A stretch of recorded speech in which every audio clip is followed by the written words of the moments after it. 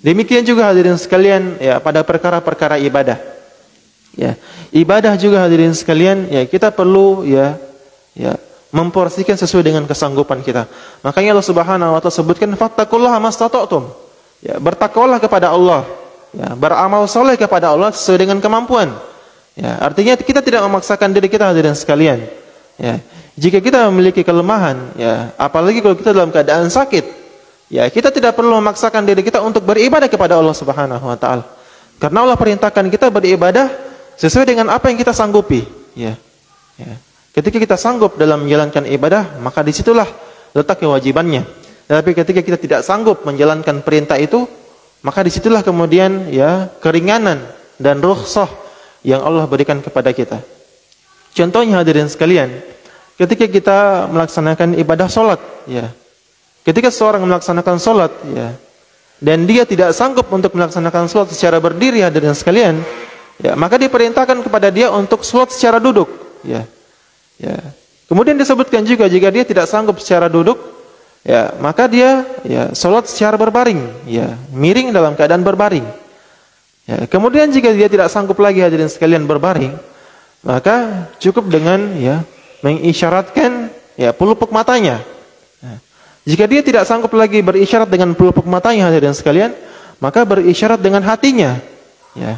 Dan jika tidak sanggup dengan hatinya hadirin sekalian, maka cukup dengan ya akal dan pikirannya yang masih berfungsi. Ya. Maka hadirin sekalian yang dimuliakan Allah Subhanahu wa taala, itulah diantara hal-hal yang kemudian kita perlu lakukan dalam kehidupan kita. Ya, bahwasanya rasa takut kita kepada Allah Subhanahu wa taala mendorong kita untuk tidak meninggalkan perintah, ya. Rasa takut kita kepada Allah mendorong kita untuk senantiasa menjauhi hal-hal yang diharamkan oleh Allah Subhanahu wa taala. Ya. Hadirin sekalian yang dimuliakan Allah Subhanahu wa taala, ya. Kemudian ya, rasa takut juga yang perlu kita hadirkan adalah ya rasa takut ya terhadap ya gejolak hawa nafsu yang ada dalam diri seorang manusia. Ya. Mengapa hadirin sekalian ya perlu kita memperhatikan ya rasa takut terhadap gejolak nafsu? Ya, karena Rasulullah pernah menyebutkan bahwasanya di antara musuh yang paling berbahaya ya dalam kehidupan kita, di antara musuh yang paling ya perlu untuk kemudian kita lawan hadirin sekalian adalah hawa nafsu.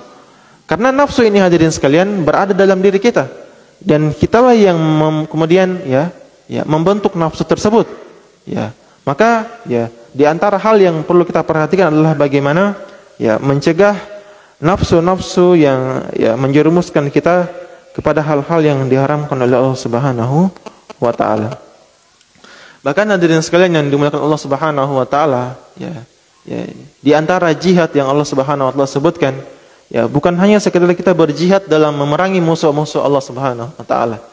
Tapi di antara jihad, ya jihad yang paling utama adalah bagaimana memerangi hawa nafsu kita. Ya.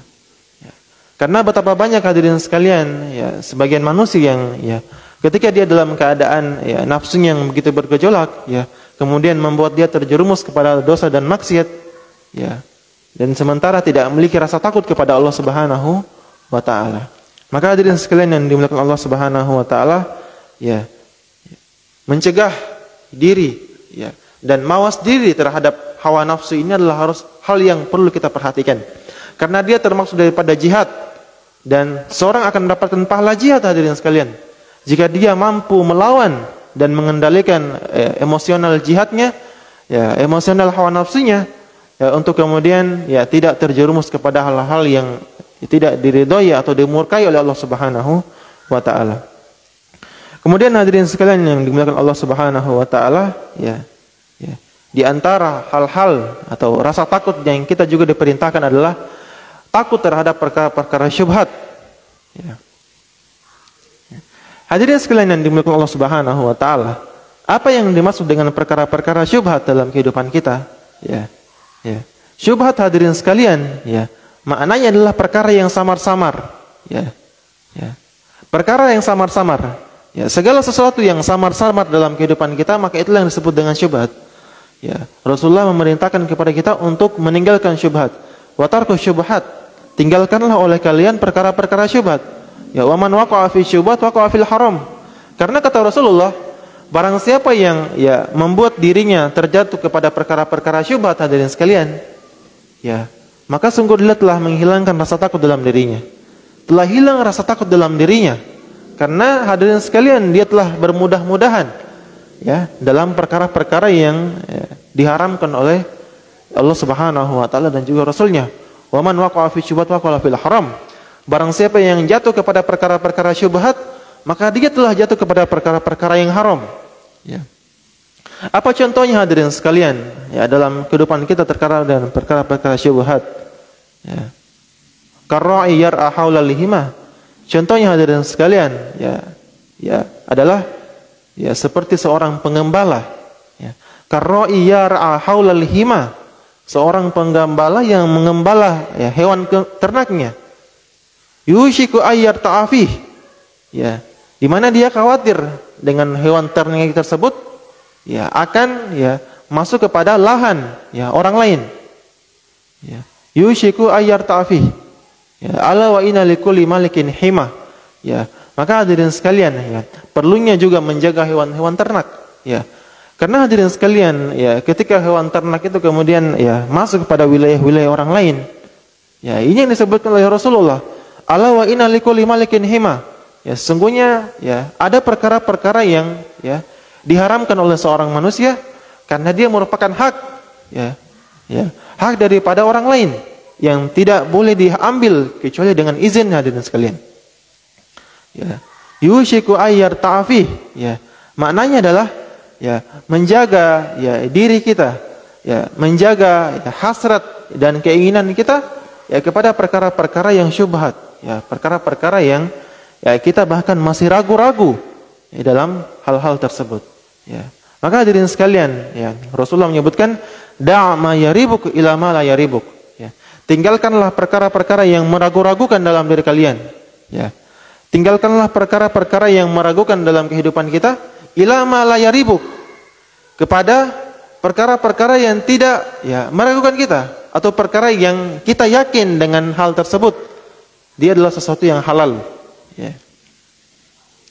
Maka hadirin sekalian yang dimuliakan Allah Subhanahu wa taala, di antara bentuk ketakutan kita kepada Allah, di antara bentuk keimanan kita kepada Allah adalah bagaimana kita meninggalkan perkara-perkara yang syubhat, perkara-perkara yang samar-samar.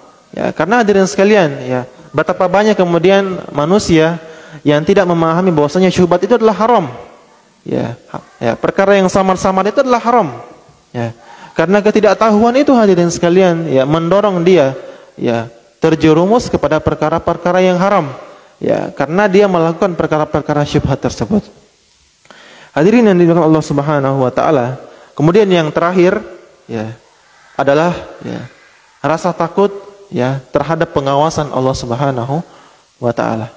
Hal ini sebagaimana disebutkan dalam hadis ya al-ihsan ya an ta'budallaha ka'annaka tarahu. Ya, bahwasanya ya di antara bentuk akhlak dan kebaikan seorang manusia itu adalah an ta'budallah ya. Ya, engkau beribadah kepada Allah Subhanahu wa taala.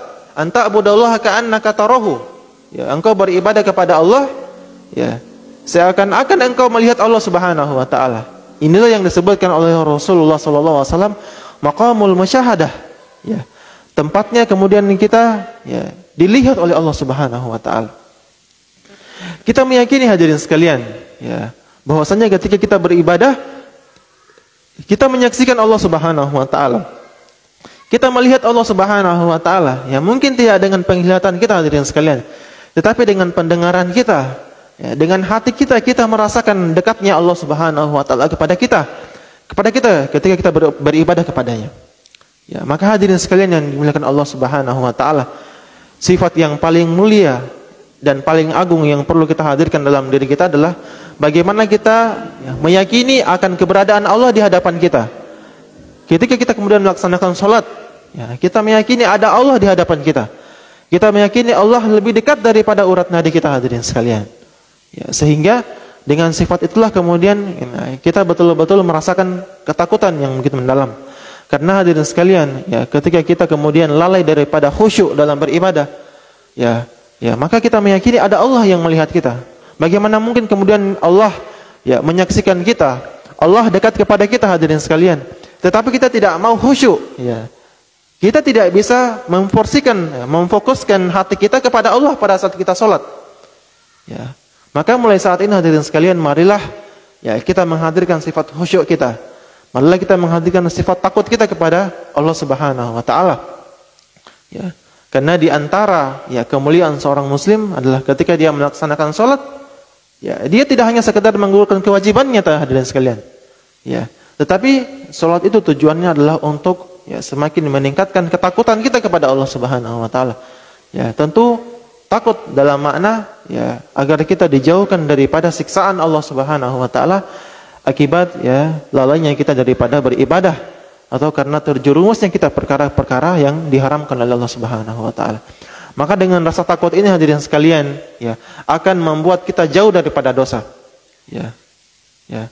Ketika kita ya sudah mulai ya diarahkan oleh syaitan atau hawa nafsu kita untuk jatuh kepada dosa dan hal-hal yang melalaikan, ya maka hadirin sekalian ingatlah bahwa diri kita selalu dipantau, ya bahwasanya diri kita ini ada malaikat yang senantiasa membersamai kita, malaikat yang suatu saat dan siap mencatat amalan-amalan kebaikan kita, malaikat yang suatu saat juga siap untuk kemudian mencatat amalan-amalan keburukan kita.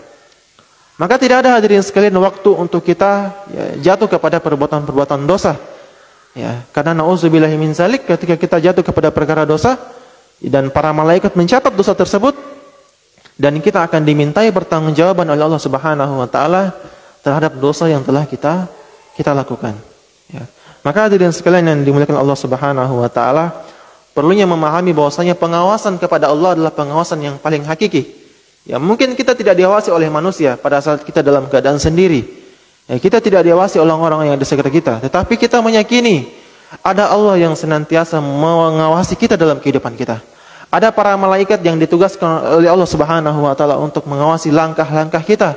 Ya, dimanapun kita berada dan ya kapanpun kemudian kita diberikan kesempatan oleh Allah Subhanahu wa taala. Hadirin yang dimuliakan Allah Subhanahu wa taala. Kemudian yang kedua adalah maqamul muqarabah, ya, yaitu ya tempatnya kemudian kita dekat kepada Allah Subhanahu wa taala. Fa illam takun tarahu, kata Rasulullah sallallahu alaihi wasallam, fa illam takun tarahu fa innahu yaraka. Ya. Ya, kadang-kadang hadirin sekalian, ya, kita berusaha untuk kemudian menghadirkan ya bahwasanya Allah berada di hadapan kita pada saat itu. Ya, tetapi hadirin sekalian, ya kita tidak akan mampu kemudian melihat Allah Subhanahu wa taala, ya. Maka yang perlu kita hadirkan adalah bagaimana kita meyakini ya anta budahlah kana katarahu fa illam takun tarahu fa innahu yaraka. Ya, kalau kita tidak mampu melihat Allah hadirin sekalian, ya. Kita tidak mampu melihat Allah ya dengan penglihatan kita. Ya, tetapi yang perlu kita yakini adalah bagaimana Allah ya melihat kita. Ya, Allah memperhatikan kita. Maka hadirin sekalian, ya kita tidak perlu takut, ya kita tidak perlu merasa terbelakang dalam kehidupan akhirat. Ya, mungkin kita melihat orang-orang yang diberikan ya kenikmatan duniawi, yang disibukkan dengan harta-harta mereka, dengan bisnis-bisnis mereka. Ya, tetapi hadirin sekalian, ya kita yang justru ya banyak beribadah kepada Allah, dekat kepada Allah, tidak diberikan kenikmatan tersebut. Ya, kita tidak perlu berbelas kasih hadirin sekalian. Karena Allah menjanjikan kepada kita bukan dunia. Ya, bahkan Allah sebutkan ya bahwasanya kehidupan dunia adalah ya ta'dilu indallah janaha ba'idah. Ya, ketahuilah bahwasanya kehidupan dunia ini hadirin sekalian tidak lebih hina daripada ya seekor sayap nyamuk. Janaha ba'idah. Ya. Masa kafiran, ya. Seandainya hadirin sekalian kata Rasulullah, seandainya dunia ini kata Rasulullah, ya dia lebih utama daripada seekor sayap nyamuk ya. Satu sayap nyamuk hadirin sekalian. Ya, maka ya Allah Subhanahu wa taala tidak akan memberikan minum kepada orang-orang kafir. Ya. Allah Subhanahu wa taala tidak akan memberikan nikmat kepada orang-orang kafir. Tapi hadirin sekalian, karena dunia ini bukan tempat kita untuk kemudian mendapatkan kemuliaan.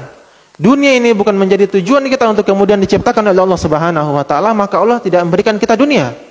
Allah memberikan kita keimanan. Ya, karena keimanan ini hadirin sekalian yang menggerakkan kaki kita, ya, melangkahkan kita menuju rumah Allah Subhanahu wa taala, ya, melangkahkan pikiran kita untuk senantiasa ya dekat kepada Allah Subhanahu wa taala, ya.